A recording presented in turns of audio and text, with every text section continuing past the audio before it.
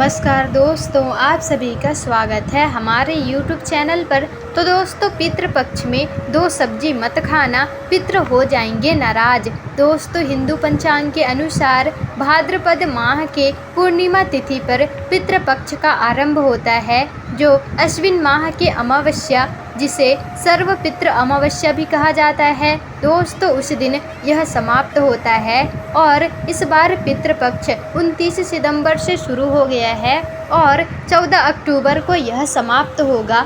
और कहा जाता है कि मृत्यु के देवता यमराज श्राद्ध पक्ष में पितरों को मुक्त कर देते हैं, ताकि वो अपने सज्जनों के यहाँ जा कर के तर्पण ग्रहण कर सकें। पितृ भाद्रपद पूर्णिमा पर पितृलोक से धरती पर आते हैं और 16 दिनों तक श्राद्ध तर्पण पिंड दान ग्रहण करके पितृ अमावस्या की रात्रि वो वापस पितृलोक में चले जाते हैं। इसलिए ये 16 दिन पूर्ण रूप से पितरों को समर्पित होता है। इन 16 दिनों में पितरों के आत्मा की शांति के लिए पिंडदान, श्राद्ध, तर्पण कर्म किए जाते हैं। पितरों के लिए श्रद्धा से कुछ समर्पित करना ही श्राद्ध कहलाता है। ये 16 दिन पितरों को प्रसन्न करने के लिए और पितरों की कृपा प्राप्त करने के लिए बहुत ही ज़्यादा खास माने जाते हैं।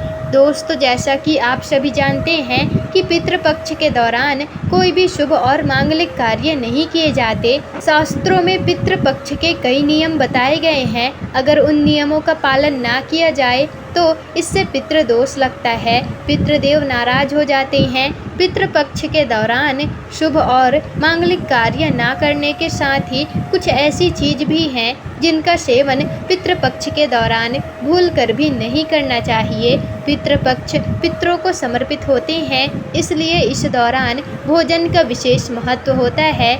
इस दौरान पितरों के लिए भोजन निकाला जाता है और ब्राह्मण भोजन कराया जाता है और पंचबलि भी दी जाती है। लेकिन शास्त्रों में कुछ ऐसी चीज़ों के बारे में बताया गया है जिन्हें पितृपक्ष के दौरान भूल कर भी नहीं खाने चाहिए। कुछ ऐसी चीज़ें हैं जिनका ना तो पितृपक्ष के दौरान सेवन किया जाता है और ना ही पितृपक्ष को या ब्राह्मणों को इन चीज़ों का भोग लगाया जाता है। तो आइए जान लेते हैं कि कौन सी ऐसी चीज़ें हैं जिनका पितृपक्ष के दौरान भूल से भी सेवन नहीं करना चाहिए। कौन सी ऐसी चीज़ें हैं जिनको पितृपक्ष के दौरान पितृ के या ब्राह्मणों के भोजन में भूल कर भी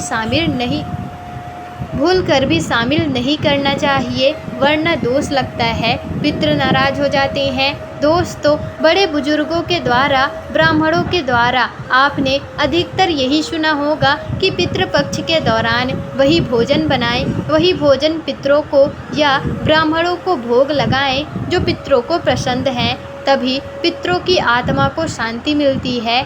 यही हम कुछ गलतियां कर बैठते हैं कि अधिकतर घरों में अधिकतर लोगों के पूर्वजों को प्याज लहसुन पसंद होता है, तो जब वो भोजन बनाते हैं तो उसमें प्याज लहसुन डालते हैं और पूर्वजों की पसंद के हिसाब से भोजन बनाकर ब्राह्मणों को भी भोजन करा देते हैं। या फिर जिनके पितरों को नॉनवेज पसंद होता है, वो नॉनवेज ले करके किसी ज़रूरतमंद व्यक्ति को पितरों के नाम से दान कर सकते हैं, जिससे उन्हीं का आशीर्वाद प्राप्त होगा।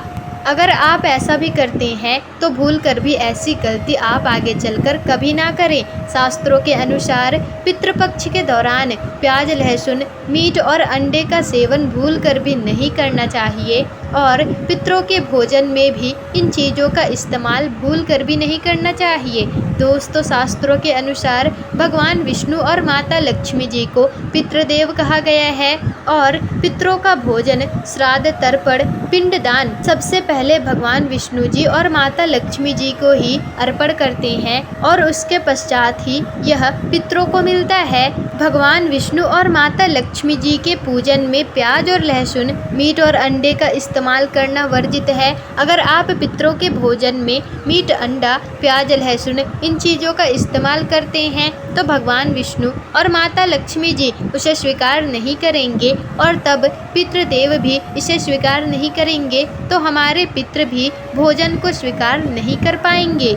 इसलिए आप इस बात को हमेशा ध्यान में रखें। श्राद्ध पक्ष के दौरान पितरों के नियमित जो भोजन आपने बनाए हो, जो भोजन ब्राह्मणों को आप कराएंगे, वो भोजन या फिर आप ब्राह्मणों को कराने के लिए जा रहे हैं और आपने जो भोजन बनाया है वो बिना लहसुन प्याज और बिना अंडे का ही बनाएं।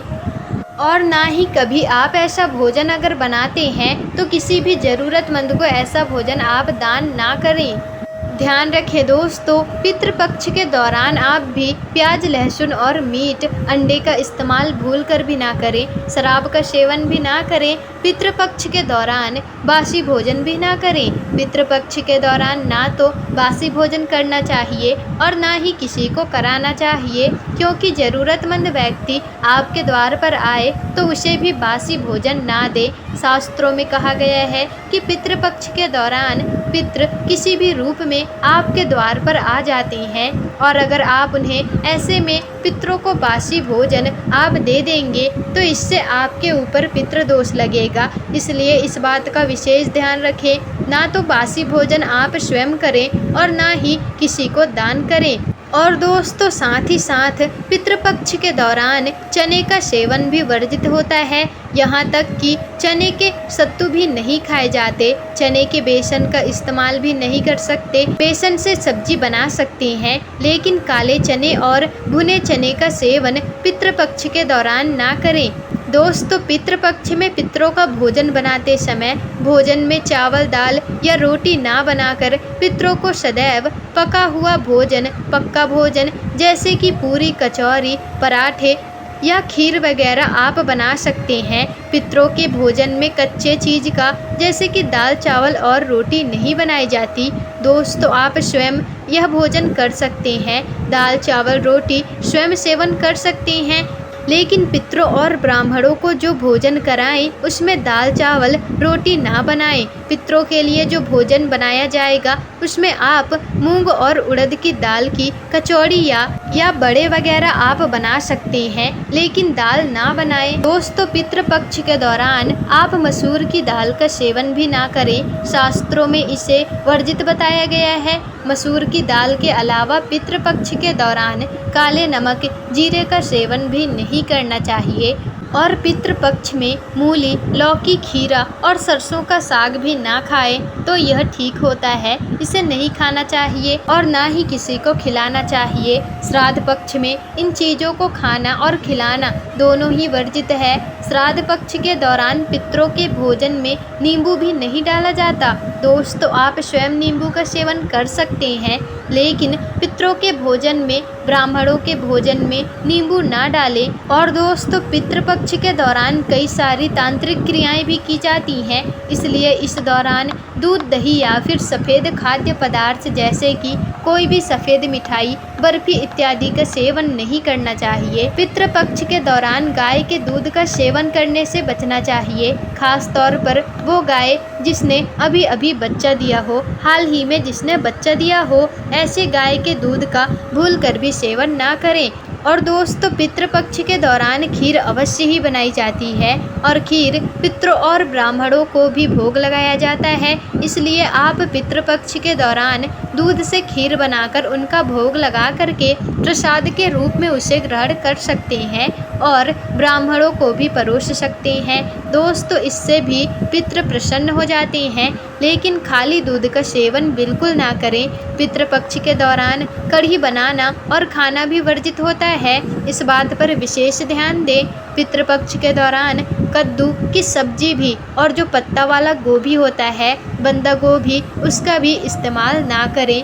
दोस्तों ध्यान रखें, पितृपक्ष के दौरान जो भी भोजन बनाए उस भोजन में तिल अवश्य ही डालें। पितृपक्ष में जो पितरों का भोजन आपने बनाया है, जो ब्राह्मणों का भोजन आपने बनाया है या किसी को भी जो भोजन आप कराएं उसमें थोड़े से काले तिल अवश्य ही डाल दें। शास्त्रों के अनुसार जिस भोजन में काले तिल होते हैं वो भोजन पितृ ग्रहण करते हैं, लेकिन जिस भोजन में काले तिल नहीं होते पितृपक्ष में उसे भूत या फिर पिशाच ग्रहण करते हैं। इसलिए इस बात का आप विशेष ध्यान रखें। पितरों के भोजन में आप काले तिल अवश्य ही डालें दोस्तों। और पितृपक्ष में खीर बनाकर, पूरी, कचौरी बना कर के ब्राह्मणों को अवश्य खिलाएं।